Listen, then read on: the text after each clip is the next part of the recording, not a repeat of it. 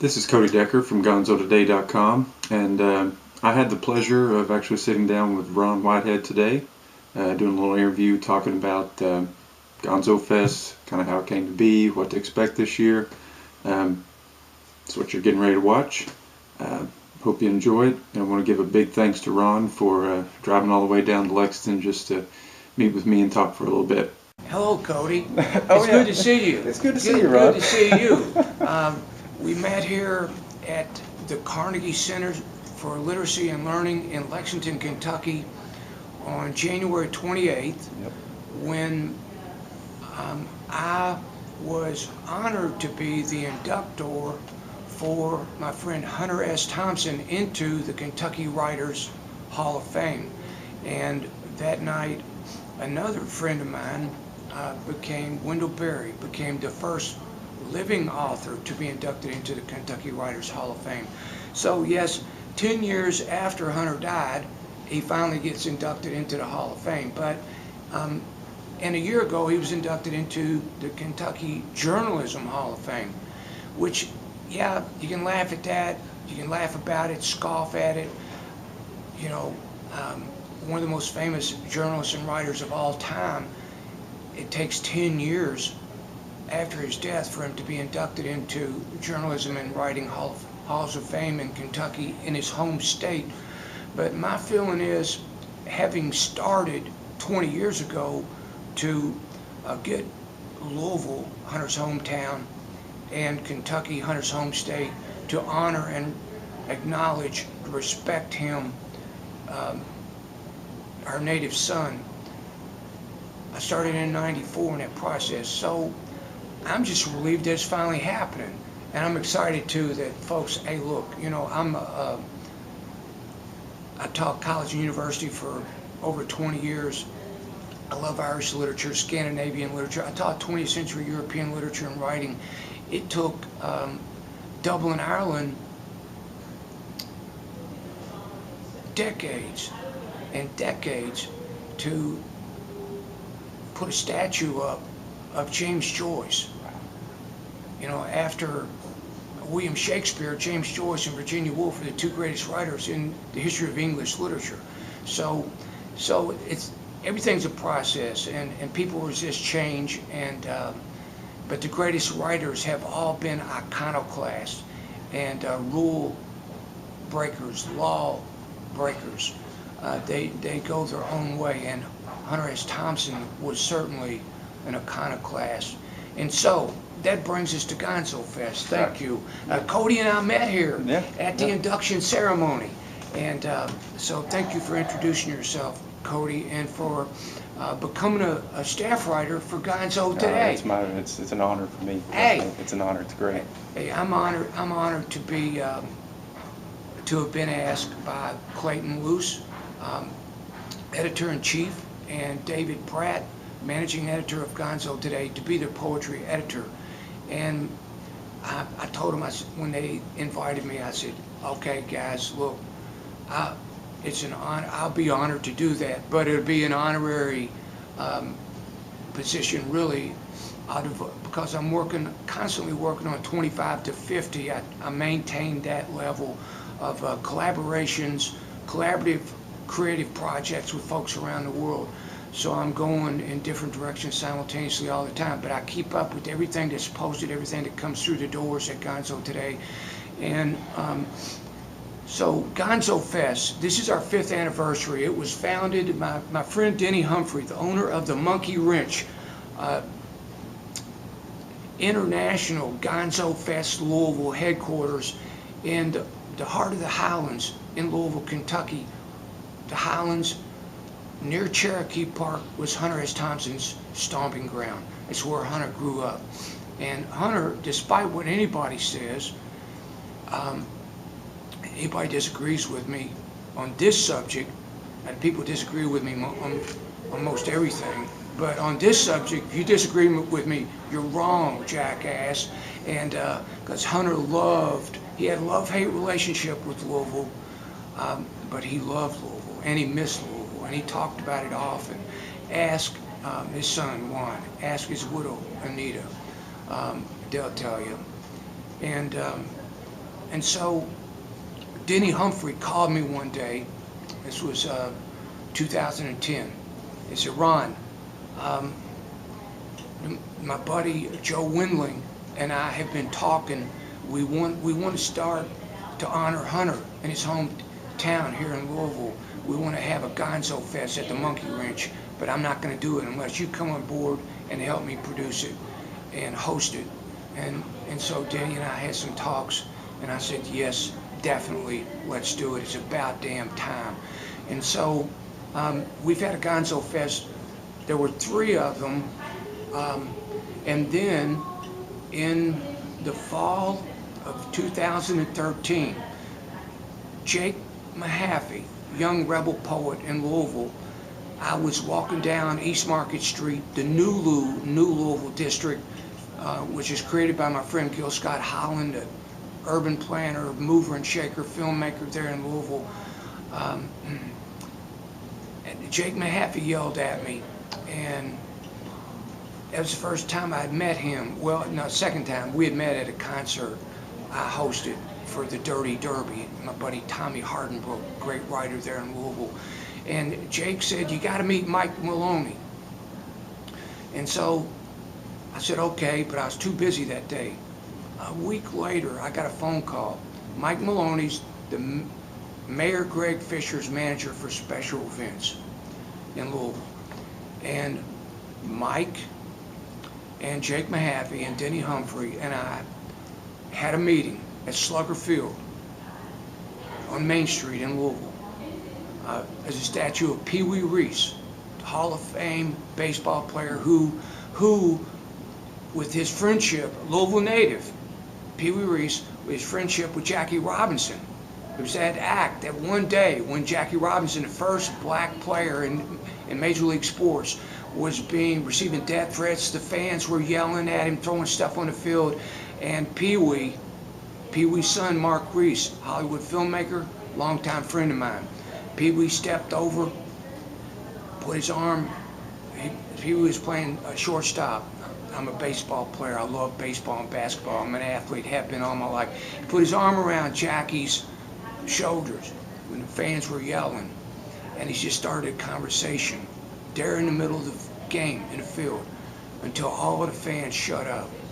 And that was a groundbreaker. People began to accept the first black athlete into pro sports, Jackie Robinson at that time. Pee Wee Reese's statue is in front of Slugger Field there. So that's where we had the meeting. Talking about sports fans, Hunter S. Thompson loves sports. And I was with him sometimes when he watched the games and he bet on the games. He'd bet on individual plays, not just on games. So we had a meeting there at Slugger Field, and Mike said, Ron, the city wants to come on board and finally and help you and Denny blow this thing up. You know, I love to blow things up. I love to shoot guns. I grew up on a farm. I'm an expert marksman. My dad was the best shot around anywhere. And Hunter loved to blow stuff up and shoot guns. So we blew it up. We put together what I called the Magnificent Seven. It's a great movie. And the GonzoFest production team, it's the best. I've produced 3,000 arts events throughout Europe and the United States. And this is the best production team I've ever worked with. And so we worked for 6 months around the clock. Well, I had no idea that when Mike said, hey, Ron, we want you to come on board and we want to blow this GonzoFest up, and we want it to be a real cultural happening for the city of Louisville to honor Hunter S. Thompson in his hometown. I said, it's about damn time. Okay, let's do it. I said, but nobody's going to make any money off this. Any money that's earned will go directly into the funding of future ways. My 14 ways. After Hunter died, he killed himself February the 20th, 2005. I wrote 13 suggestions for Louisville to honor Hunter S. Thompson in his hometown. I added a 14th one, which is Keep Louisville Gonzo, an idea I came up with.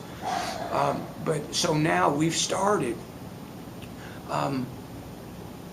fulfilling those 14 ways to honor Hunter. And the first one was, I said, nobody's going to earn any money from the Gonzo Fest, because Denny and I were already working it that way. Any money that we make will go into building the banner, the giant banner, which came to pass with Ralph Steadman's help. Ralph has been so supportive of everything we've done. Our goal for GonzoFest 2014, and the reason we didn't have a GonzoFest in 2013 was because it took us 6 months. We took that time to prepare for 6 days and 6 nights, 17 venues and events. From March the 31st to April the 5th, 2014, GonzoFest Louisville shook the streets of Louisville with everything that was going on. Mayor Greg Fisher officially proclaimed, at my suggestion, I woke up at 3 a.m. one morning, which I do frequently with these ideas and visions come to me, and I woke up at 3 a.m. and thought, Hunter's Gonzoville. Let's change the name of the city. So I went, our next Friday meeting, I went to Mike Maloney. I said, Mike, do you think the mayor will change the name of Louisville to Gonzo, Hunter's Gonzoville? And he said, I'll get it done. And he did. And so the mayor showed up on our last day as part of the unveiling of the giant banner. Which was there last year, right? Which had Ralph Steadman sent me 38 images of Hunter, photos and paintings that he did, and we selected unanimously the most historic portrait. The first time Hunter officially sat for a portrait, which Ralph Steadman did, that's the one we chose for the banner. And then I asked Ralph Steadman, if he would do one of his splatter artworks of the words Hunter's Gonzoville, which we added to the banner, and the banner is now up. The mayor at the big ceremony, April the 5th, the last day of GonzoFest 2014, the mayor read the official proclamation renaming, an honorary renaming of the city of Louisville to Hunter's Gonzoville. And so we've got that on the records. I've got the official document. I had copies made for the Monkey Wrench and for a few other people. And so that's in the history books. The banner is on the side of the Bristol Bar and Grill on Bardstown Road in the heart of the Highlands, Hunter's stomping ground. And when, in December the 12th, 1996, when I produced the official Hunter S. Thompson tribute, I brought Hunter in, I brought Bob Broadus, Hunter's bodyguard, the sheriff of Pitkin County, great guy, and I brought Hunter's mom, Virginia, who retired as a librarian at the main branch of the Free Louisville Library, which our goal in two years from now, this year, is to raise the money for a bronze, life-size bronze statue of Hunter. Matthew Ware is our incredible young sculptor, renowned sculptor. He's our official sculptor. He will unveil at this year's GonzoFest the model with the plans. It's going to be expensive. We've already got the foundry. Barney Bright's son has a foundry in Louisville. Matthew works for him. That's where we're going to have the model will be cast and the bronze statue will be made. It's going to cost tens of thousands of dollars. So that stuff ain't cheap. A bronze statue ain't cheap, you know. So, yeah, no. I started to think of another wild-ass story about stealing a statue and recasting it. No, we can't do that. Hunter would probably like that. Yeah, he would. He would. Yeah. So then our goal for GonzoFest 2016 will be to unveil the life-size bronze statue. And Ralph Steadman, guess what? It's so awesome. I'm reading and injecting a few words into this conversation that's going on between Matthew Ware, the sculptor, and Ralph Steadman, who has come on board as an advisor for the design for Matt. And so I'm getting this behind the scenes view, and it's so awesome to have Ralph Steadman and Hunter S. Thompson, the two kings of Gonzo, it's just perfect for Ralph to be giving Matt his view of not quite that, yeah, how about this, and offering him some designs that's helping Matt shape what's going to end up being the final product, which I'm really hoping. My goal has initially it was Cherokee Park is the most historic park in Louisville. At the entrance, the main entrance, there's a bronze statue of Daniel Boone with his long rifle. And my suggestion was move that statue of Daniel Boone to Boone County and replace it with a statue of Hunter S. Thompson with the GonzoFest with the peyote button and a typewriter. And so, you know, I don't know what the end look will be of the statue. And I'm sure, what are the odds? Hey, maybe some night we could sneak over there with a big pickup, some kind of a big machine, and lift that Daniel Boone statue and just haul it secretly up to Boone County. I'd do it. No, well, there's more than one entrance to Cherokee Park, so our goal is to get that statue placed at one of the main entrances to Cherokee Park, because that's where Hunter spent so much time.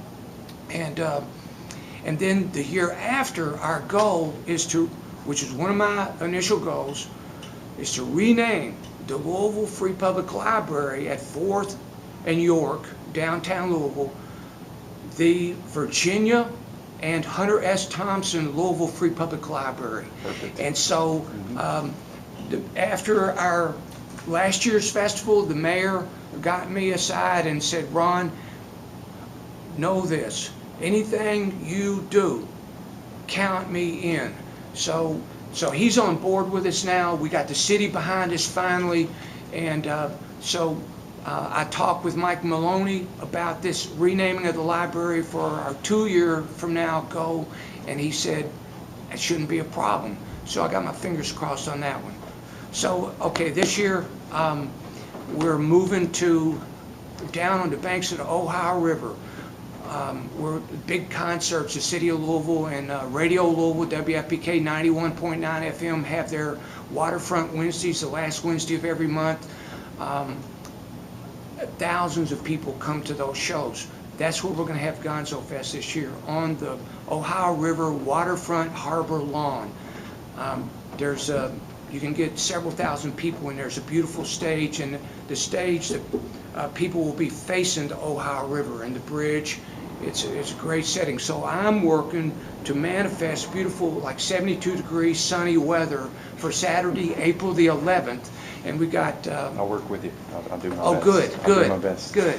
We've got a lot of bands will be performing, spoken word. We got a spoken word stage.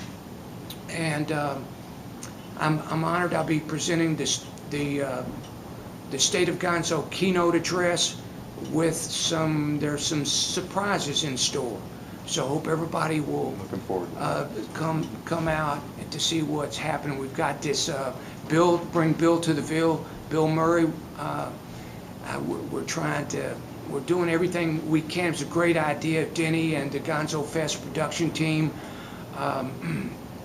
which includes Lauren Hendricks and Derek Podolsky, Nick Gehring, Mike Maloney, Jake Mahaffey, and David Nichols. That's the main team right there. And we've got Nick Storm, who filmed last year's festival. The GonzoFest 2014 documentary is completed. That will have a showing.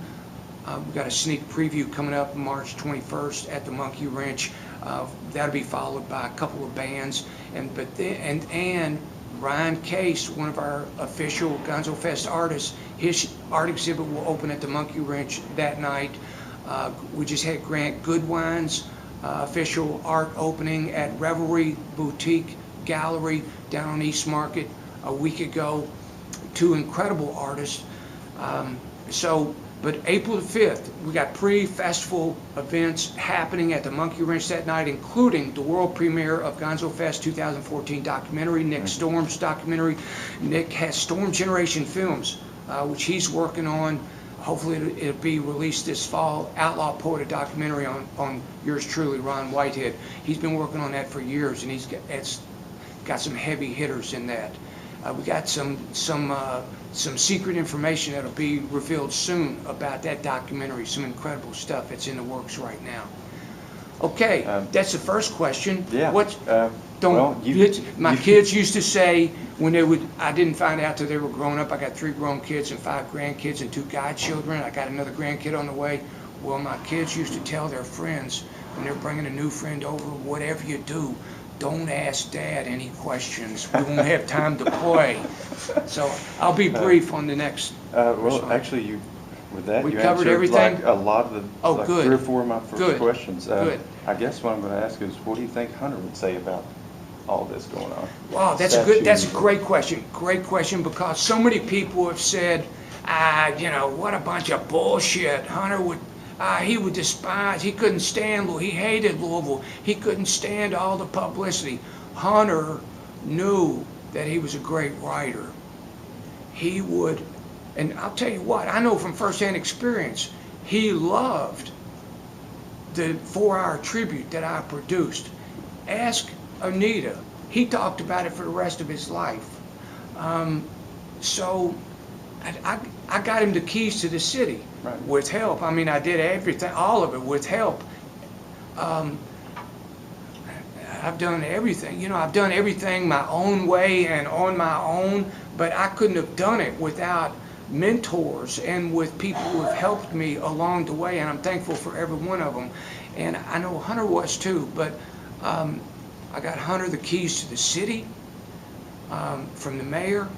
We got, that night I made December 12th, 1996, Johnny Depp, Hunter S. Thompson, Warren Zevon, Douglas Brinkley, and David Amram and I all became Kentucky colonels. It was after that that Johnny and Hunter started referring to each other as Colonel Depp, Colonel Thompson.